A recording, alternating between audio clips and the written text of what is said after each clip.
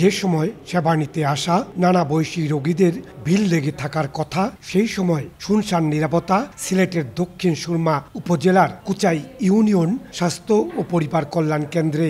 একই সময় একই চিত্র অন্য স্বাস্থ্য কেন্দ্রের।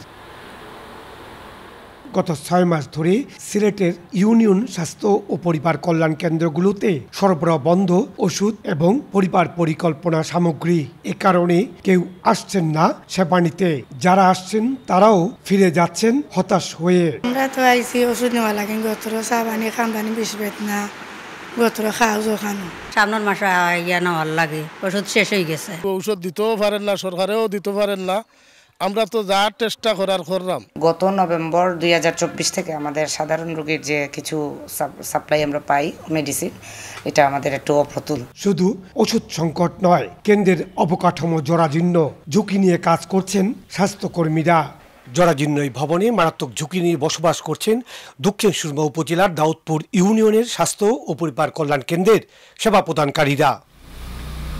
ঢাকা থেকে এসে ওইটার দেখে গেছেন, ওনারা বলছেন যে ওইটা খুব তাড়াতাড়ি ভেঙে তারপর 3 তালা করে দেবে। স্বাস্থ্য ও পরিবার কল্যাণ বিভাগের তথ্য মতে সিলেট বিভাগের 67টি ইউনিয়ন স্বাস্থ্য কেন্দ্রে কোনো ফার্মাসিস্ট নেই। জনবল সংকট রয়েছে অন্যান্য পদেও। গত বছর অক্টোবরের পর থেকে বন্ধ ওষুধ সরবরাহ, আর ভবনগুলো সংস্কারে এখনো মেলেনি বরাদ্দ।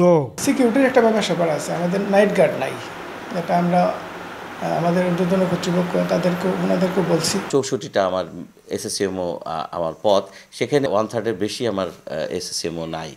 আর এফডব্লিউসিতে আর যে ফার্মাসিস্ট, সিলেট জেলায় কোনো ফার্মাসিস্ট নাই। কেন্দ্রগুলো থেকে নারী ও শিশু স্বাস্থ্য সেবা, ইপিআর সেবা, ভিটামিন এ ক্যাপসুল বিতরণ ও কৈশোর প্রজনন স্বাস্থ্য শিক্ষা দেওয়া হয়। ইকরামুল কবির, সময় সংবাদ, সিলেট।